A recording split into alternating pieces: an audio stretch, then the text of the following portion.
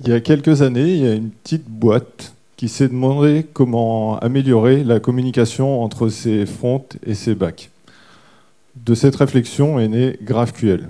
Bon, la petite boîte, c'était Facebook. On était en 2012. Je suis Guillaume Bouchot, je suis lead tech chez Canal. Je travaille dans une équipe qui développe des services back-end pour les différents fronts du groupe Canal. Et on a intégré un serveur GraphQL au sein de notre architecture. On en est plutôt content. Et donc, pourquoi avoir voulu, comme Facebook, améliorer la communication entre nos fronts et nos backs? À cause de ça. Non, pas à cause de l'iPhone, mais à cause des différents devices mobiles qui sont apparus et qui sont forcément beaucoup moins performants que les PC et qui ont surtout une connexion au réseau beaucoup plus aléatoire. Donc, qu'est-ce que GraphQL? GraphQL, c'est la spécification de Facebook d'un langage de requêtage des données qui vise à laisser au front le choix des données qu'il va requêter et donc diminuer le volume des données. Passons sur la spécification de Facebook qui reste en version draft. Le langage est suffisamment avancé pour que Facebook l'utilise et que la communauté open source se soit pas mal développée sur ce sujet. Donc autant au niveau implémentation de serveurs GraphQL que de librairie client. Donc chez Canal, dans notre équipe, on fait du Scala. On fait du Scala pourquoi? On fait du Scala pour des fronts comme ça, le fameux MyCanal. Il y en a qui connaissent peut-être pas. Ça ressemble un peu à un petit concurrent dont le nom commence par net et finit par X. Sauf qu'en plus, vous avez du live, du sport, le film le premier samedi du mois, enfin ce genre de choses. Donc comment est construite notre architecture derrière?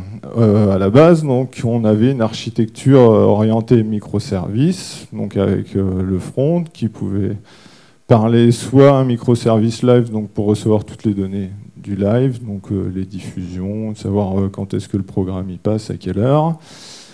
Un microservice catalogue qui permet de savoir quel contenu j'ai le droit de voir en fonction de l'offre à laquelle j'ai souscrit à Canal ou quel contenu est disponible en location, ce genre de choses. Et un autre microservice, personnalisation, donc qui correspond à tout ce que vous, utilisateurs, vous avez fait, savoir quel contenu vous avez ajouté à votre playlist, combien de fois vous avez regardé les contenus, si vous l'avez loué, pendant combien de temps vous pouvez encore le voir. Donc tout un tas d'autres microservices aussi, que je ne vais pas présenter. Donc autrefois, le front il était obligé d'appeler le catalogue pour savoir quel contenu il pouvait exposer, puis après, s'il avait d'autres besoins, il fallait qu'il appelle les autres ressources pour avoir les informations. Donc un exemple tout bête de get sur les API REST qu'on avait sur ces microservices, qu'on a toujours. Donc là, c'est un appel catalogue sur un contenu, donc unit, c'est un film, et je reçois un JSON. Donc là, version simplifiée pour que ce soit à peu près lisible. Donc avec tout un tas de données, le titre, le synopsis, ce genre de choses. Donc tout ça. Et des strings qui sont en fait des URL découvrables vers d'autres ressources. Donc là, on a par exemple member, qui en fait correspond au casting, donc savoir quels sont les acteurs, les réalisateurs du film. De ce fameux film Légonis, merveilleux film. Donc ça c'est super, mais quand dans mon front je fais un appel get et que je reçois, bon, même si là le JSON était tout petit, je peux avoir un JSON énorme, je reçois ce JSON pour afficher juste une image, un titre, un sous-titre, c'est un peu dommage. Ouais, on a encore 100% de la Ligue 1 Conforama jusqu'en 2020 chez Canal, c'est pas mal ça quand même.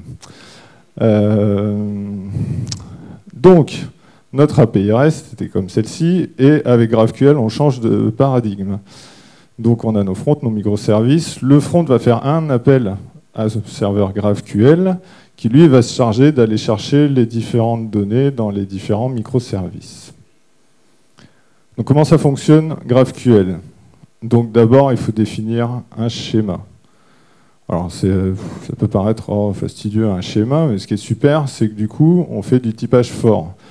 Donc là, par exemple, j'ai toutes mes méta simples, rating CSA, integer, et ça, et je retrouve mes fameux members, mon casting, qui est défini en type, member type, qui lui a une autre propriété qui s'appelle personne. Donc là, member, c'est acteur, et l'acteur, il va avoir une personne qui est le nom, le prénom de l'acteur. Donc voilà, on définit un graphe comme ça, un schéma, pour l'ensemble des données qu'on veut exposer au front. C'est juste un petit exemple. Ensuite, le langage GraphQL il se présente comme ça. Donc là, on ne fait plus un get, on fait un post. Et dans le body de mon post, je vais demander uniquement les méta que j'ai envie d'afficher sur mon front. Je ne m'embarrasse pas de recevoir tout un tas de données inutiles. Et donc en réponse, je reçois mon JSON qui ressemble à ceci, tout simplement. Ensuite, il faut, sur notre super proxy, définir des résolveurs. Oui, parce que du coup, j'ai défini un schéma, il faut que je définisse comment je vais aller chercher toutes ces données.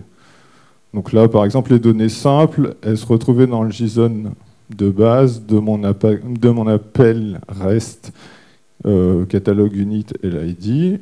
Par contre, j'avais mon appel member qui appelle une autre ressource et par exemple perso une autre ressource sur un autre microservice. Donc les bénéfices de tout ça. Donc on l'a vu, typage fort, donc ça c'est quand même super. Vous avez votre schéma que vous pouvez partager entre votre back et votre front. Ça aide quand même pas mal au développement, au debug.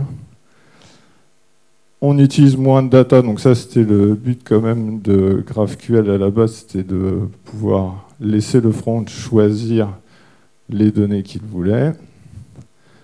Et on a un autre avantage, c'est le versionning facile de notre API, puisque tant que le front n'utilise pas la nouvelle méta qu'on peut avoir ajoutée dans notre API REST ou dans notre schéma GraphQL, il ne voit pas la différence. Donc Spiro, notre fameux proxy qu'on a ajouté chez Canal, donc c'est juste un proxy, il n'y a aucune règle métier.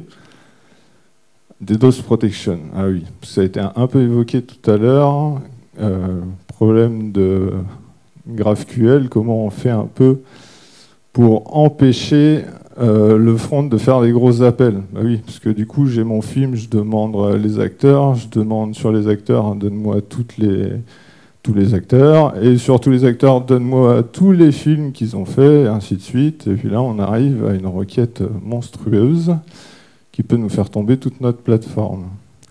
Comment on se protège de ça? On peut facilement, bêtement, mettre une limite à la profondeur de notre requête. Bon, chez Canal, on l'a fait, on a mis genre 15, je crois, de profondeur. Voilà. Ça dépend du métier des fronts, de ce qu'on veut faire. C'est pas forcément idéal. On a limité aussi la taille de la requête, mais du nombre d'objets qu'on peut demander au plus haut niveau de la requête. C'est-à-dire, je demande un film par un film. Après, dans le film, je peux demander tous les acteurs, tous les réalisateurs. Ou alors, je demande une série. Et après, je demande toutes les saisons. Mais toujours un seul objet par un seul objet. Et ensuite, le meilleur moyen, la plus performante, c'est le calcul de la complexité. Donc, à la volée, quand vous allez faire votre demande de méta, vous allez pouvoir attribuer des poids. Donc, par exemple, si je demande juste le titre sur mon premier appel qui va être transformer en appel REST juste le titre, je vais mettre une simple valeur 1 par exemple. Pardon.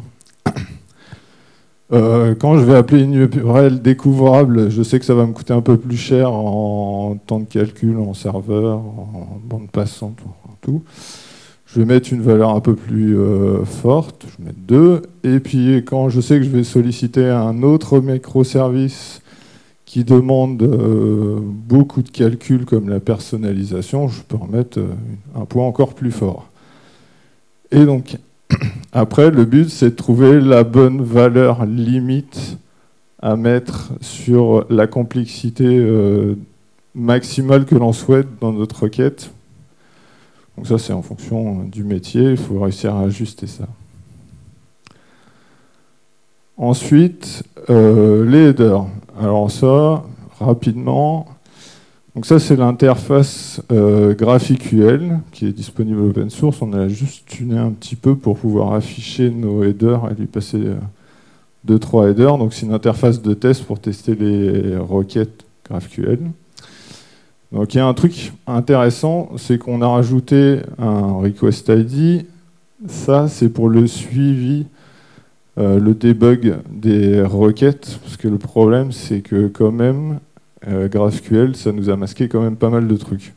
Là où on avait plein de get avant qu'on pouvait suivre très facilement, on s'est retrouvé avec un post qui derrière, si on ne suivait pas trop, faisait plein d'appels sans trop savoir pourquoi. Donc, voilà. Ensuite, un petit peu par les caches. Donc, on a notre device mobile qui fait un appel post, un serveur GraphQL, qui lui transforme ça en plein d'appels REST sur notre appli REST. Donc, il y a un petit problème, c'est qu'au début on avait du post et après on avait du get. Donc, on a notre HTTP cache au niveau du get, ça c'est super. Par contre, on a été obligé de rajouter aussi un petit peu de cache mémoire dans les JVM. Voilà, parce que pour alléger le tout. On a déployé tout ça sur un cloud, ce qui nous a permis assez simplement justement de d'abord commencer à déployer les instances GraphQL et de s'apercevoir qu'il fallait qu'on mette un peu de cache mémoire. Donc du coup, au début, on avait beaucoup de CPU, puis après, on a rajouté de la mémoire. On a défini des règles d'autoscaling sur les différentes machines, parce que chez Canal, on a un problème, c'est que tout le monde veut regarder le film au même moment, à 21h. Pas de chance. Donc du coup, on définit des règles où on peut spawner des instances, soit en préparation ou à la volée, ou au moment du soir de grand match, des choses comme ça. Donc pour revenir à ce que je disais au début, on est très content de ce qu'on a fait avec GraphQL, ça fonctionne plutôt bien. On arrive à tenir des centaines de millions de requêtes par mois. Voilà. Merci.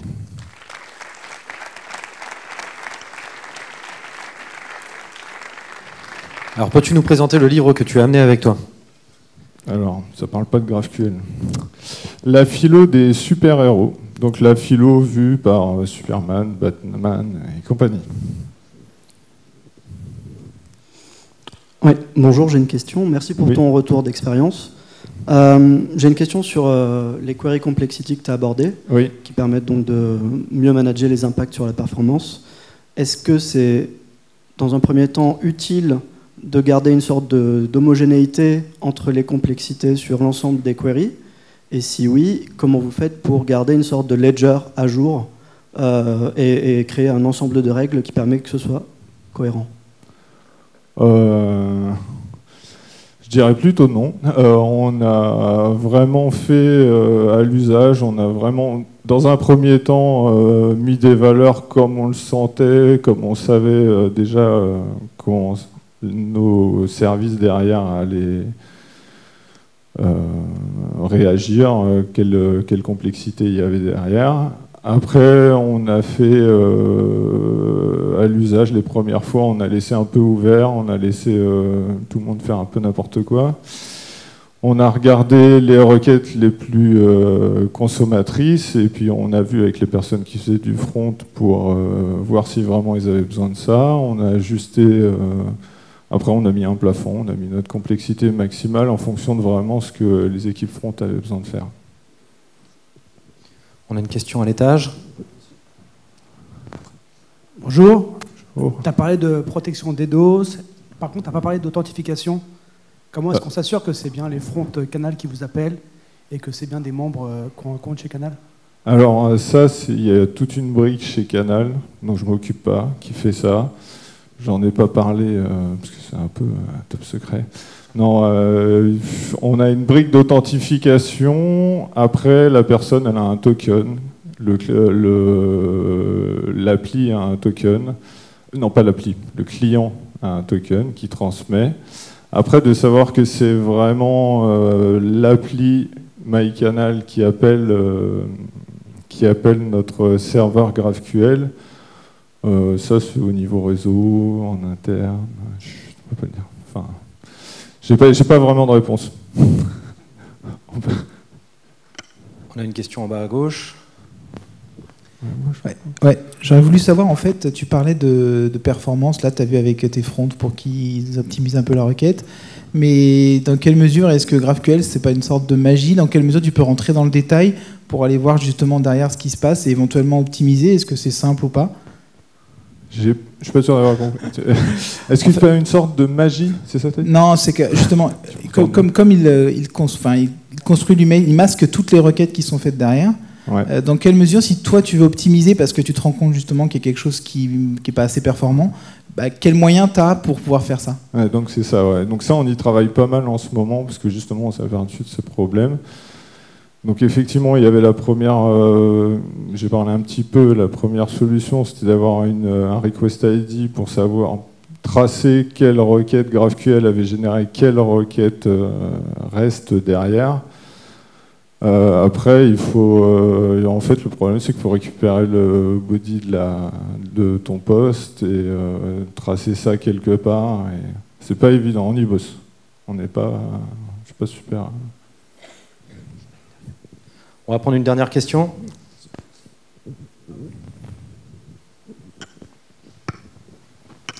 À partir de quand tu conseillerais d'utiliser du GraphQL plutôt que du simple REST, du coup, maintenant que tu as un retour d'expérience sur les deux? Moi, je conseille vraiment à partir du moment où, souvent en appel REST, on commence à faire différentes templates de réponse. On va faire un mode simple, un mode medium, un medium large. Et quand ça commence à être difficile à maintenir et qu'on fait un mode medium iOS, medium, parce que les fronts ont leurs besoins, il n'y a pas de souci, mais du coup, après à maintenir, c'est compliqué. Là, je vous conseille. C'est quand même pratique. Ok. À qui fais-tu gagner ton livre? Alors, une question à laquelle... Voilà, la dernière question. La dernière question? Ok, merci beaucoup.